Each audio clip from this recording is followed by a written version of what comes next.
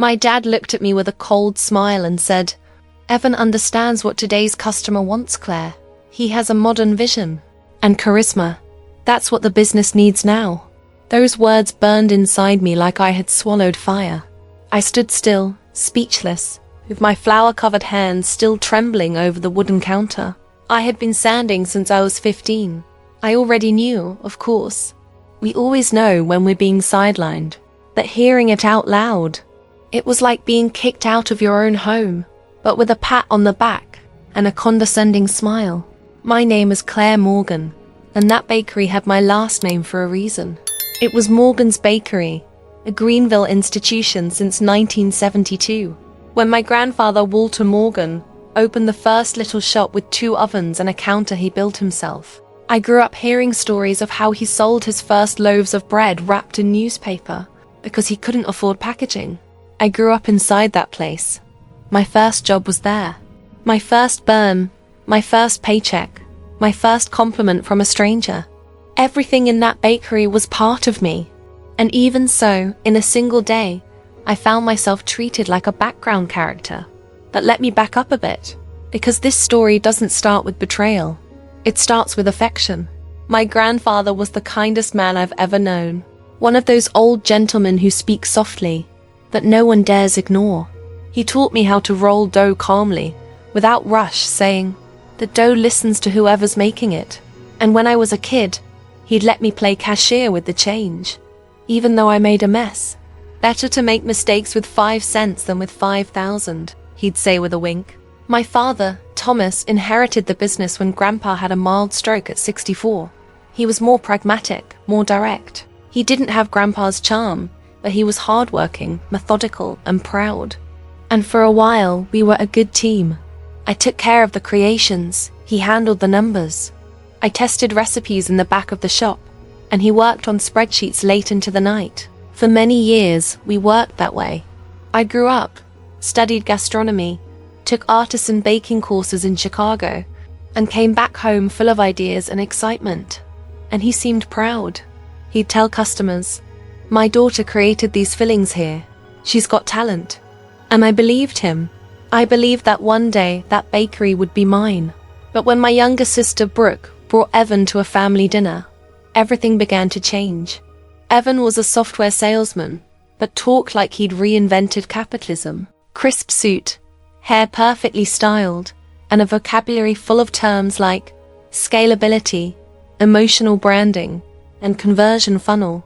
At first, he seemed harmless, polite, funny, always complimenting my mom's food and calling me chef. But slowly, he started giving opinions. First during Sunday chats, then in bakery meetings. One day he suggested modernizing the place with LED lights and a Spotify playlist. My dad loved it. "The youngsters will love it," he said. And I laughed, thinking it was just the enthusiasm of someone trying to help. How naive I was. 2 weeks later, without anyone asking me, they changed the staff uniforms. They got rid of the traditional aprons embroidered by my grandmother and replaced them with black t-shirts in a modern font that didn't even look like a bakery. I protested. "It's not Morgan's Bakery anymore," my dad replied. "It's the new Morgan's." That sentence hit me like a punch to the stomach. They started leaving me out of decisions. I was no longer called to set seasonal menus. I wasn't invited to the photo shoot for the new campaign. When I complained, my dad said he was trying to decentralize management, but they were just centralizing it in someone with the wrong last name. Evan became the face of the bakery. He began showing up in local interviews, Instagram videos, even in a newspaper article calling him the new brain behind the city's most traditional bakery. My name wasn't mentioned once. I read that article sitting in the back of the kitchen, my hand still covered in blueberry filling, and I cried.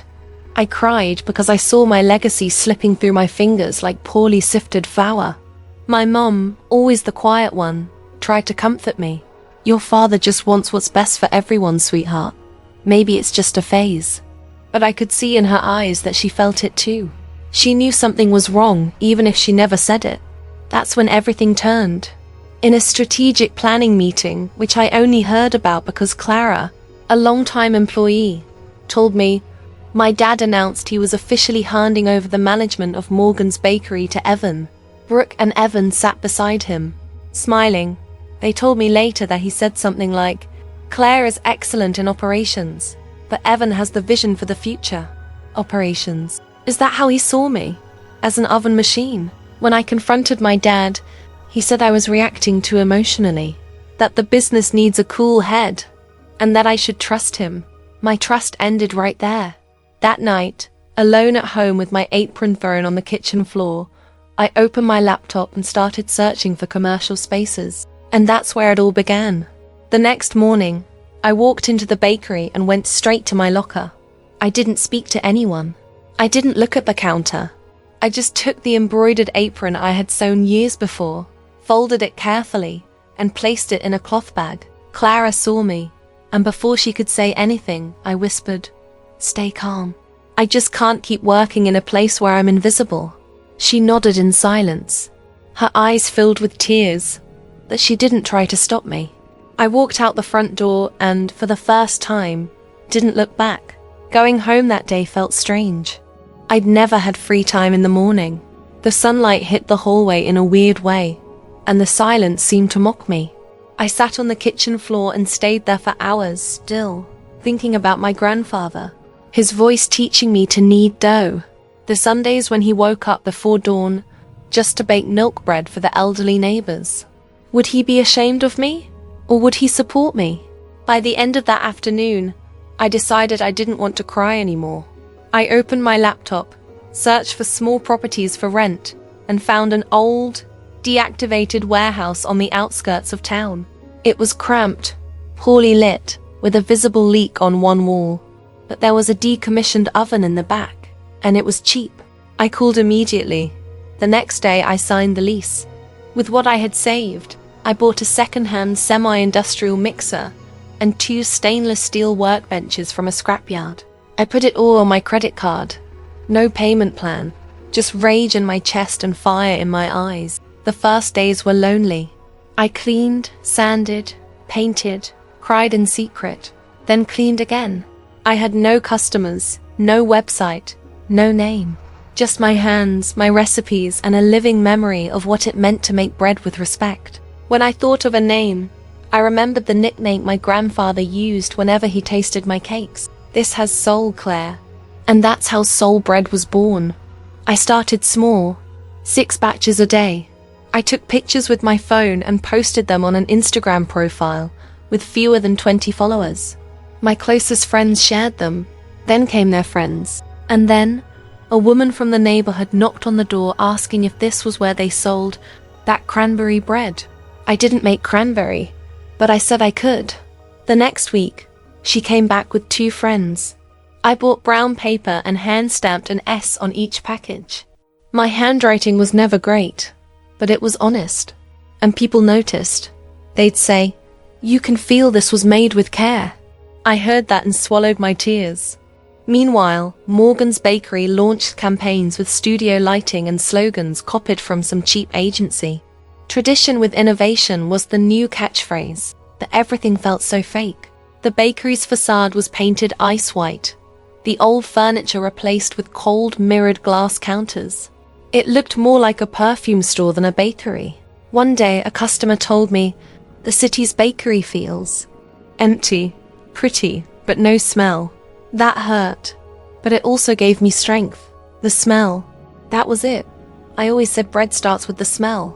2 months later, I managed to buy a new freezer. I fixed the leak, and finally put up a decent sign at the entrance. Soul Bread, fermented with soul. Clara showed up at my space one Saturday afternoon. She was still wearing her Morgan's apron, stained. She took it off and threw it in the trash as soon as she walked in. "If there's room for me, I'll stay," she said. And that's how Soul Bread gained its first employee. Brooke sent me messages from time to time, some passive-aggressive, others pretending to be neutral. "Dad's worried about you," she wrote one Saturday night. I read it and left it unanswered. A week later, she posted on Instagram that Morgan's was launching an exclusive natural fermentation line. They used the same name my grandfather used for my rustic bread recipe, Walter's Crust. They had no boundaries. I took a deep breath, went into my kitchen, and invented a new dough. It took me 2 days to get the texture right. Crisp on the outside, moist on the inside, with a crackling crust. I added toasted seeds and a pinch of pink pepper. When I posted it, I wrote, "This is my legacy, and no one will steal it." The next day, there was a line at the door. It wasn't a huge line, but it was mine. It was real. And in that moment, between the smell of fresh bread and the sound of Clara cutting paper, I felt something I hadn't felt since my grandfather's last hug. Belonging. In no time, Soul Bread stopped being just a converted garage. It became a topic of conversation around town. The local newspaper ran a modest article calling me the former baker of the traditional Morgan's Bakery, who opened her own space with artisanal touches and an emotional proposal. It was an awkward phrase, but it worked. The following week, I received double the direct message orders. I went to bed exhausted, my arms aching and my heels throbbing, but my heart was full. For the first time, my strength was being noticed. No borrowed last name, no one else's spotlight. That success makes noise. And noise bothers those who live off appearances. 2 weeks later, a car pulled up in front of Soul Bread. It was black, bulletproof, with tinted windows. I was setting baguettes in my improvised display when I heard the door slam. My father got out. He was wearing a suit, tie, and the same expression he always had at family dinners. Cold, distant, like someone who talks to numbers, not people. He came in without asking, looked around, ran his hand over one of the workbenches and wiped his fingers on a pocket square. "So this is where you are," he said, like he was commenting on a doghouse in the backyard. I didn't say anything. I kept working. I only looked up when he spoke again. "You know you're hurting us, right?" That made me laugh. For the first time, I laughed for real. He looked confused, furrowed his brow. "Hurting you? You kicked me out of the family business. And now you say my work is the problem." He tried to soften it, said things had gotten out of control, that Evan was overwhelmed, that Morgan's was seeing a sales drop since the start of the month, and that some suppliers are preferring to deal with you. I held back my laugh this time. But what I really wanted was to scream. Of course they are. I pay on time. I respect their work. I do what you should have done all along. He kept going, said maybe we should talk about mergers. We could think of an acquisition. You keep your artisanal line, and Morgan's absorbs the operation. We create a strong brand. Evan already drafted the proposal. And if you'd like, of course, you can even keep a position as creative director. Creative director. The same daughter they discarded now could be the creative director of something I built from scratch. "I'm not interested, Dad," I replied. "Soul Bread is mine. It was built with pain, with shame, with anger, and with truth. Something you all lost a long time ago." He swallowed hard. He wasn't expecting firmness. He always saw me as too emotional. But at that moment, I think he understood, or at least felt it. As he left, he still said, "This won't last, Claire. The market is cruel to those who lead with their heart." And then he got in the car and disappeared. That night, I sat on the kitchen floor at Soul Bread and cried. Not from sadness, but from exhaustion. Because doing everything alone, carrying your own name on your back, wasn't romantic like the pictures made it seem. It was lonely. It was heavy. It was terrifying. But even so, it was mine. The next day, flowers arrived at the shop. A big, expensive, elegant bouquet. The card simply read, "You won. Brooke." I threw it away. She knew what they were doing. She knew from the start. Never defended me. Never hesitated.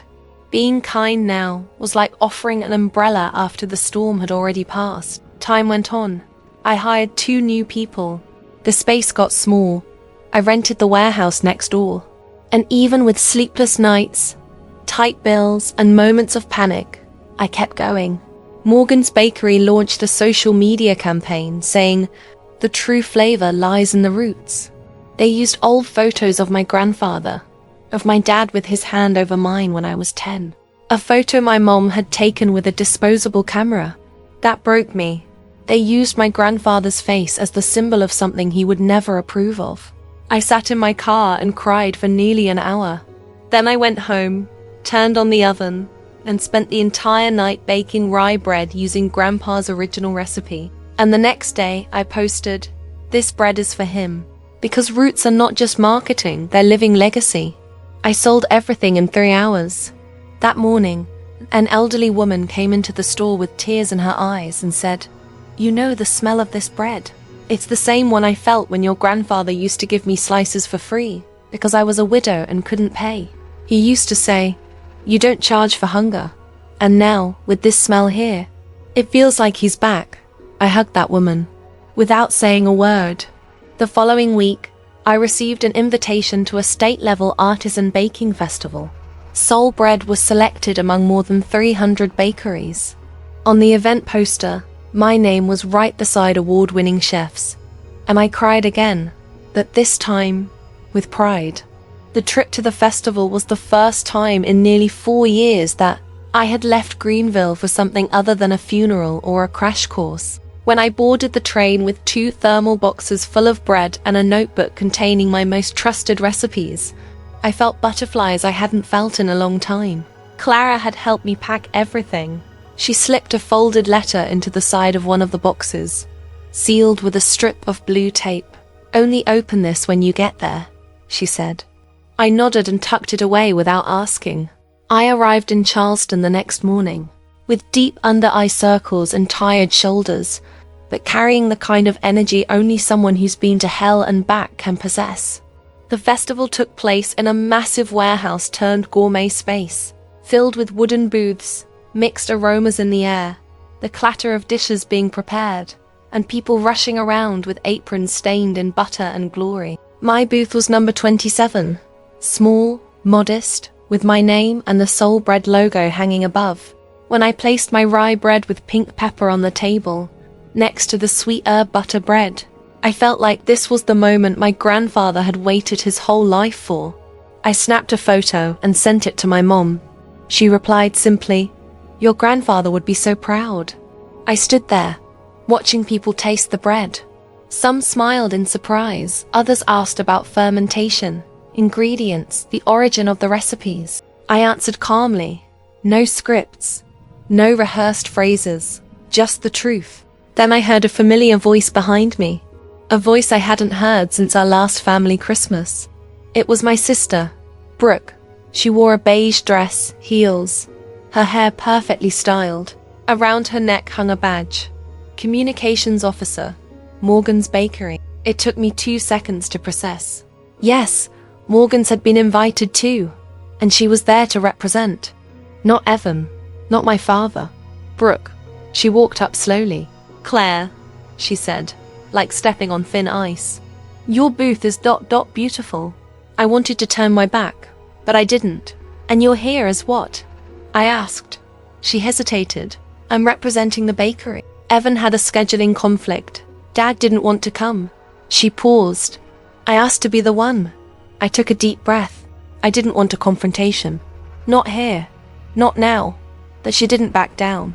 "I read the article in the state magazine," she continued. "You were called the new benchmark for natural fermentation in the South. And I thought, why did we do that to you?" I stayed silent. Because there was no answer. Because her words sounded more like regret than remorse. Because what they did to me wasn't just a business decision. It was a denial of my very existence. "I was wrong, Claire," she said. "I allowed them to use Grandpa's name as a marketing tool. I saw it all, and I stayed quiet.